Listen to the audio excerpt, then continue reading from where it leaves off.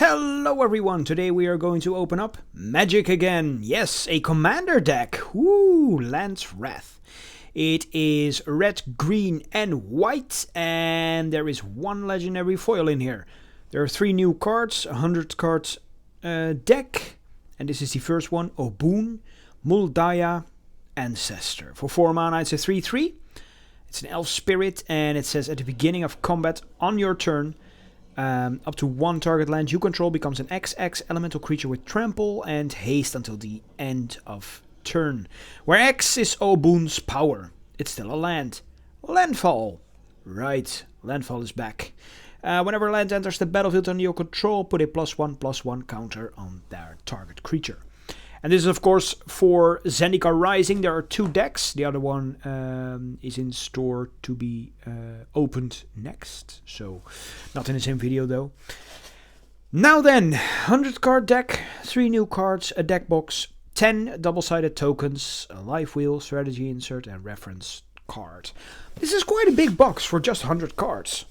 And it's such a silly shape. I mean, I tried to stack these and they were all wobbly. That's not good. I don't like that. Okay, let's open it up and see why the box is such a shape as it is.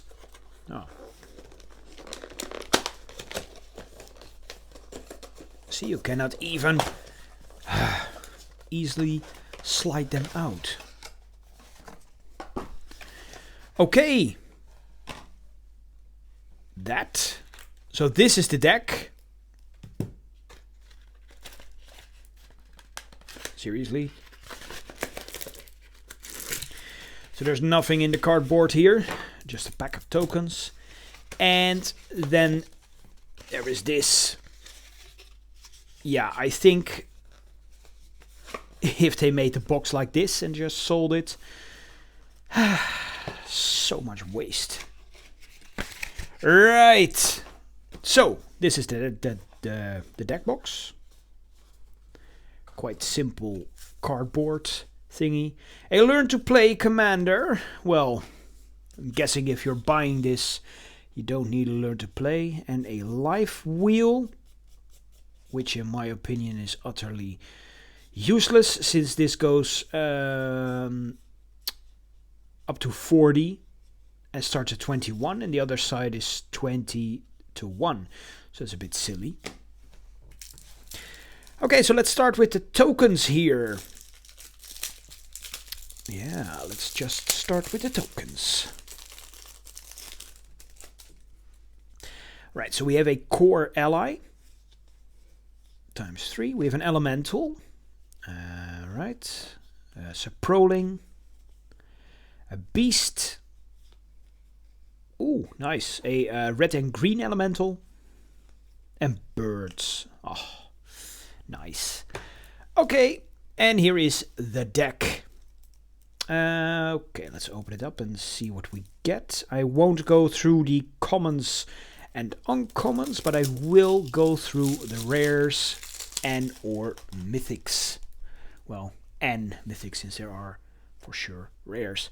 Right, so we start off here with a new card, Trove Warden. It's a cat beast for 4 mana. It's vigilance and it's 3/4. Landfall. Whenever a land enters the battlefield under your control, exile target permanent card with converted mana cost 3 or less from your graveyard. Alright. When Trove Warden dies, put each permanent card exiled with it onto the battlefield under control of that card's owner. Right, seems good. Geode Rager 4/3 first strike for 6 mana with landfall as well. Whenever a land enters the battlefield under your control, goad each creature that target player controls. Alright, goad is back. Nice, I like it. Those were the exclusive cards, so now we're going over to the reprints. Admonition Angel. Old cards. Kind of forgot what set this was. I believe. Oh, of course, this is the old Zendikar. So yeah, for 6, we have a 6/6 flying with landfall.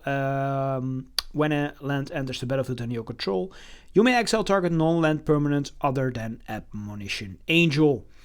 When she leaves the battlefield, return all cards exiled with it to the battlefield under their owner's control. Then we have a Media Angel for 4 mana, 3/3 flying with landfall. Whenever land enters the battlefield under your control, you may create a 1/1 white bird creature token with flying. A Media Shepherd for 7, a 4/4 flying with landfall. So when land enters the battlefield under your control, you may return target non-land permanent card from your graveyard to your hand. If that land is a plains, you may return that non-land permanent card to the battlefield instead. Wow, okay. Next up, Hour of Revelation for 6 mana sorcery. Costs 3 less to cast if there are 10 or more non-land permanents on the battlefield. Destroy all non-land permanents. Then we have Planar Outburst for 5 sorcery. Destroy all non-land creatures. And it has Awaken 4 for 8 mana. Sun Titan. Nice. Sun Titan is a great card. 6 mana, 6/6 vigilance, and when it enters the battlefield or attacks, you may return target permanent card with converted mana cost 3 or less from your graveyard to the battlefield. This used to be an excellent card in Standard when it was around. Superb. Together Forever. 2 mana enchantment. When it enters the battlefield, support 2. And for 1, choose target creature with counter on it. When that creature dies this turn, return that card to its owner's hand. Abundance. Ooh, cool. For 4 mana and enchantment. If you withdraw a card, you may instead choose a land or non-land and reveal cards from the top of your library until you reveal a card of the chosen kind. Put that card into your hand and put all other cards revealed this way on the bottom of your library in any order. Nice, we have a saga, the Mending of Dominaria. For 5 mana, it's a saga. So chapter 1 and 2 are mill 2 cards, then you may return a creature card from your graveyard to your hand. And chapter 3 is return all land cards from your graveyard to the battlefield, then shuffle your graveyard into your library. Sweet. Miltani, Yavimaya's avatar. For 6, we get a 0/0 with reach and trample. And it gets +1/+1 for each land you control and each land card in your graveyard. And for 2, you can return 2 lands you control to your owner's hand and return him from the graveyard to your hand. Next up, Nissa's Renewal for 6 mana sorcery. Search your library for up to 3 basic land cards, put them onto the battlefield tapped, then shuffle your library, you gain 7 life. Rampaging Ballots. For 6 we get a 6/6 with trample. And landfall, create a 4/4 green beast creature token. Return of the Wild Speaker. For 5 mana an instant, and you can choose 1. Either draw cards equal to the greatest power among non-human creatures you control, or non-human creatures you control get +3/+3 until end of turn. Rites of Flourishing. For 3, we get an enchantment with, at the beginning of each player's draw step, that player draws an additional card. And each player may play an additional land on each of their turns. Sylvan Advocate. For 2, it's a 2/3 with Vigilance. And as long as you control 6 or more lands, Sylvan Advocate and land creatures you control get +2/+2. Waker of the Wilds. For 4, we get a 3/3 with an ability that costs 2 green and X. Put X +1/+1 counters on target land you control. That land becomes a 0/0 elemental creature with haste. It's still a land. Living Twister. For 3 mana, we get a creature, 2/5, with 2 abilities. The first one is for 2 mana. Discard a land card. Living Twister deals 2 damage to any target. And the other one is just 1 green. Return a tapped land you control to its owner's hand. Alright. Then Mina and Den, the Wildborn. For 4 mana, it's a 4/4. You may play an additional land on each of your turns. And then for 2, return a land you control to its owner's hand. Target creature gains trample until end of turn. Omnath, the Locust of Rage. It's a 5/5 for 7 mana with landfall.